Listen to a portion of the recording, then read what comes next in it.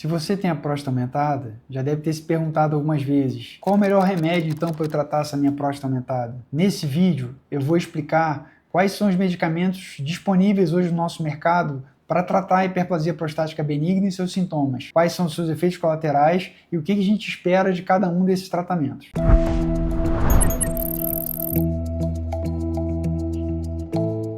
Para começar a nossa conversa, uma coisa que é muito importante: nem toda a próstata aumentada e seus sintomas vão ser resolvidos com medicamento. Pode ser que haja necessidade de outras coisas, que vão de terapias comportamentais até tratamentos cirúrgicos. Os casos mais leves, ou seja, quando você está começando com os primeiros sintomas, começou a acordar mais vezes à noite, aquilo começa a te incomodar, ou já está um pouco mais fraco, na grande maioria das vezes, são tratados com medidas comportamentais. Orientar um pouco esse paciente sobre ingestão de líquidos à noite, por exemplo, melhorar seu controle de glicemia, melhorar hábitos de vida em geral, melhora muito os sintomas dos pacientes nessa fase inicial. Tendência natural, à medida que a gente vai envelhecendo, essa próstata vai crescendo, segue seu processo de aumento, esses sintomas vão se tornar mais importantes. O jato fica mais fraco, começa a acordar mais vezes à noite realmente, começa com problemas como hesitação, chegar no banheiro, demorar para iniciar o jato miccional, e aí pode ser que nesse momento, nesses casos, a gente inicia um tratamento medicamentoso. Se você ficou até aqui nesse vídeo e se interessa para entender um pouco mais sobre os problemas da próstata e seus tratamentos, se inscreve no nosso canal. E nos casos mais graves, que já envolvem outros problemas,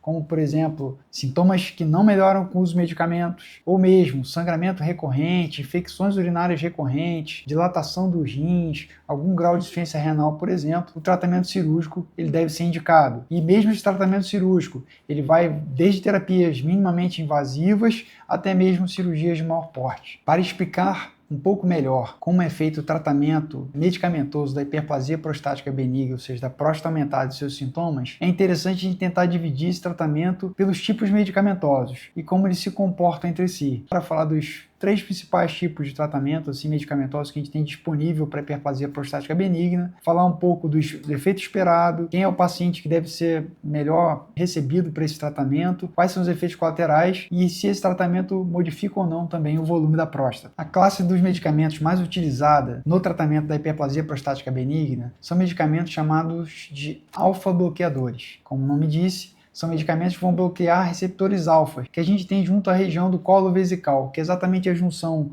entre a bexiga e a próstata, como vocês vão ver nessa imagem. Esses medicamentos são medicamentos de primeira linha, ou primeira escolha, que o urologista usa no seu dia a dia para tratar clinicamente pacientes que têm próstata aumentada e sintomas, especialmente sintomas que envolvem o esvaziamento da bexiga, o jato mais fraco, aquela sensação que ele não esvazia totalmente a bexiga. Os mais comuns são a doxazosina, ou então a tansulosina. Mas o que essas drogas promovem, na verdade? O que a gente espera com o tratamento com essas drogas? Em geral, o fluxo urinário do paciente, quando a gente faz aquele exame de fluxometria, a gente espera que o fluxo urinário melhore em média de 1 ml a 1 ml por segundo após o tratamento clínico. E aí vai fazer uma lembrança: um tratamento cirúrgico de bom padrão, como a enucleação endoscópica da próstata, melhora o fluxo urinário em média 20 a 22 ml por segundo. Então a diferença é muito grande. Normalmente essa percepção de melhora é que realmente o fluxo está ruim e você vai fazer um medicamento que vai melhorar um pouco esse fluxo e a percepção de grande melhora. Esses medicamentos têm alguns efeitos colaterais de relativa importância que foram vistos e observados ao longo dos últimos 20 anos. São drogas que estão associadas com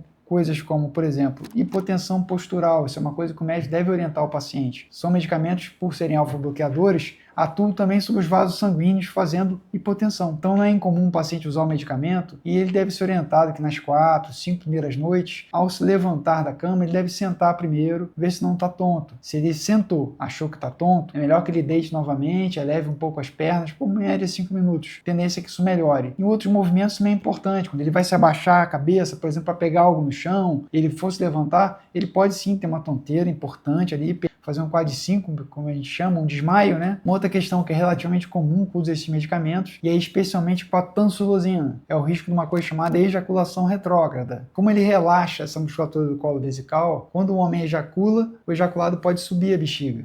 Isso realmente pode acontecer. A taxa no bulário que envolve a tansulosina, por exemplo, isso chega em torno de 15%. A doxazosina, esse risco é menor, fica ali em torno de 1 a 2%. Se o médico não te orienta, você vai ter atividade sexual com sua esposa e de repente não ejacula. Como é que é isso? O que houve? Se você não for orientado sobre isso, vai ser um problema. E aqui vai uma questão a mais. A gente está falando aqui de drogas que são utilizados por pacientes relativamente idosos. Então a gente tem alguns efeitos colaterais de maior importância hoje em dia. Um efeito colateral importante desses dois medicamentos é que eles estão relacionados com quadros demenciais precoces e com dificuldades de controle da glicemia. E aqui um parêntese em relação à tansulosina. Tansulosina, como efeito colateral, ele causa uma coisa chamada de síndrome de íris frouxa. De novo, a gente está falando de um paciente que está envelhecendo, que tem uma doença associada ao processo de envelhecimento. Tem uma outra doença que é muito paralela a ela, chamada catarata, né, que é o envelhecimento lá que a gente tem também da retina, que precisa de fazer uma cirurgia. E é importante porque essa síndrome de íris frouxa pode causar dificuldade na cirurgia de correção da catarata. Existe um afastador próprio para isso, né, que o oftalmologista sabe, mas ele deve saber, o oftalmologista, que o paciente está usando esse medicamento no momento da correção da catarata. Se esse assunto interessa para você, se faz sentido pesquisar a próstata aumentada, dá um like aqui nesse vídeo, vai ser importante para a gente também levar essa informação a outros homens, outras famílias que precisam dessa informação. A segunda classe de medicamentos que é usada para tratar a hiperplasia prostática benigna e seus sintomas é chamada de inibidores da 5-alfa-redutase, um nome grande, mas é basicamente uma enzima que converte a testosterona biodisponível no sangue na dihidrotestosterona. Todo mundo já ouviu falar de finasterida e é hoje mais da dutasterida, porque são medicamentos que são usados comumente na calvície, tanto em homens quanto em mulheres. Por reduzir essa progressão ou formação da dihidrotestosterona, você tem uma alteração em relação à formação lá dos folículos pilosos. Mas é diferente, tá? E é uma coisa importante. A dose, por exemplo, da finasterida que é utilizada lá para calvície é de 1 mg. A dose que a gente está falando aqui é de 5 mg da finasterida. Então são doses diferentes que também vão ter problemas ou efeitos colaterais diferentes. Diferente das outras drogas que nós falamos, alfa-bloqueadores, essas duas drogas, que são inibidores da 5-alfa-redutase, elas melhoram os sintomas por reduzir o volume da próstata. Em média, depois de 6 meses de tratamento com esses medicamentos, a gente vai conseguir reduzir o volume da próstata em torno de 25%. Isso é uma coisa bastante interessante para se pensar, né? Se você conseguir reduzir o volume da próstata, você vai conseguir melhorar também para esse paciente o fluxo urinário, né, ao longo do tempo. Normalmente não são utilizadas como uma terapia isolada. Normalmente são drogas utilizadas para tratamento da hiperplasia prostática benigna e seus sintomas em associação com os alfa-bloqueadores. Os efeitos colaterais mais comuns que envolvem essa droga dizem respeito a alterações da libido, que realmente podem acontecer. O paciente percebe uma redução da libido, ou seja, do desejo sexual. O remédio não vai afetar a ereção do paciente, mas ele vai perceber realmente que ele vai demorar mais a procurar parceira, por exemplo. E é interessante saber que quando você para de usar esse medicamento, depois de um tempo a próstata vai voltar a crescer novamente e também você vai recuperar, por exemplo, essas alterações da libido que o remédio tiver, se isso tiver ocorrido no uso do medicamento. Como a gente já falou no outro vídeo, que está aqui no card, vocês podem olhar lá, a tadalafila não tem implicação nenhuma no tratamento clínico dos sintomas para hiperplasia prostática benigna. Então a gente não vai falar da tadalafila nesse vídeo. Vou falar sim de outras situações, que são as combinações de drogas. Então assim, a gente já falou aqui de drogas lá que vão relaxar o colo vesical, outras que vão reduzir o volume da próstata. Existem combinações dessas drogas, então são cada vez mais comuns o paciente usar a combinação finasterida e doxazosina, tansulosina com dutasterida. E hoje a gente tem no mercado também outras drogas que podem ser usadas em combinação, que são drogas chamadas de anticolinérgicos, que é um tipo próprio de droga que vai inibir as contrações da bexiga de forma involuntária, e mais recentemente outras drogas chamadas de agonista beta-3, que vão atuar sobre a bexiga, também reduzindo contrações da bexiga de forma involuntária. Mas em que isso impacta no sintoma da próstata? Existem alguns sintomas, principalmente de frequência urinária, o sujeito que vai várias vezes ao banheiro em curto espaço de tempo, ou então da urgência miccional, aquele desejo, como está no livro lá, um desejo imperioso, uma vontade imensa de ir ao banheiro, que nem sempre é acompanhado de um grande volume de urina, né? Nem tanta vontade, mas às vezes com pouco volume de urina. Isso a gente chama de bexiga hiperativa, ou seja, ela tem um padrão de contração além do normal, vamos botar assim, hiperatividade da bexiga. Nesse contexto, esses medicamentos eles podem ser usados de forma isolada ou em combinação com drogas. Existe uma combinação relativamente comum no mercado da tansulosina com a solifenacina, que é um medicamento anticolinérgico, e também isoladamente a combinação dessas drogas com um outro medicamento chamado mirabegrona, que é o agonista beta-3. O que a gente vai tentar falar aqui de importância é o seguinte, é no contexto do paciente idoso que está envelhecendo. Então a gente está falando de 1, 2, 3, 4 drogas. Se chama polifarmácia. Se ele estiver usando remédio para pressão, para o diabetes, para o problema dele do osso, isso vira uma grande confusão para esse paciente. São drogas que têm efeitos isolados sim, Mas a gente deve pensar que são drogas que podem ter efeito sinérgico, né? 1 mais 1 pode dar 4 e pode potencializar outros efeitos, né?